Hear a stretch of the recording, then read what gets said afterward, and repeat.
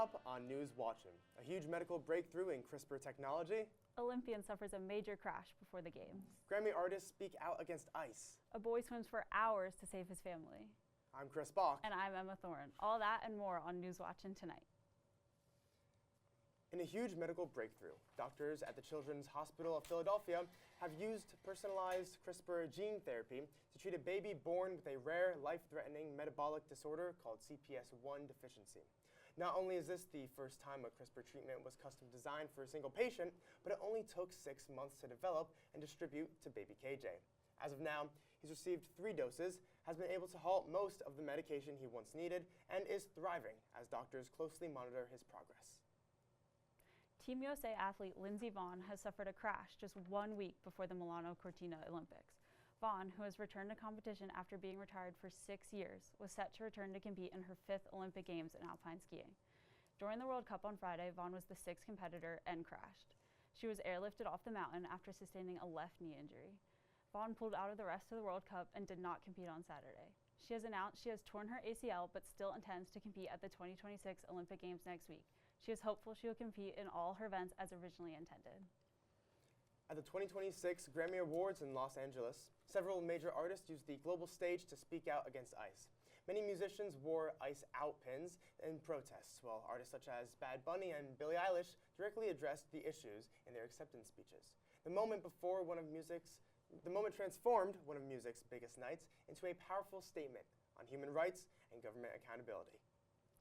A boy in Australia swam for hours through choppy water to save his family. 13-year-old Austin Appleby swam 2.5 miles to shore to get help. Appleby, his mother, and his 2 younger siblings were out paddling with kayaks and paddleboards when weather conditions changed and they started to get dragged out into the ocean. Appleby was sent to get help, starting out in an inflatable kayak. However, when the kayak began to take on water, he ditched the kayak and the life vest to swim for help.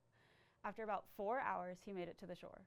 A search helicopter was sent out and found his family holding onto a paddleboard 9 miles away from where they started. None of the family members required hospital admission. Actress Catherine O'Hara has passed away at the age of 71. A cause of death has not been released, but her representatives have shared that she was briefly ill.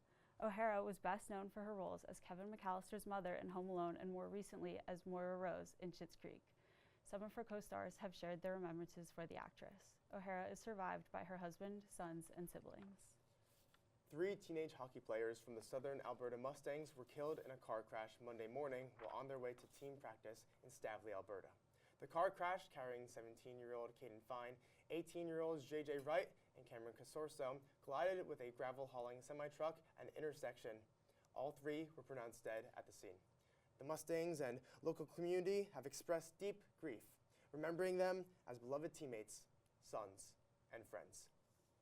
Groundhog Day has once again put Punxsutawney Phil in the spotlight.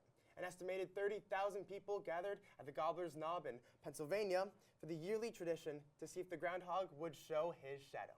After emerging from his burrow, Punxsutawney Phil did in fact see his shadow, meaning 6 more weeks of what has already been a very cold winter, so make sure you stay bundled up warm. The Kelly Clarkson Show is coming to an end after 7 seasons. Clarkson announced that she'll be stepping down as host and the show will be ending.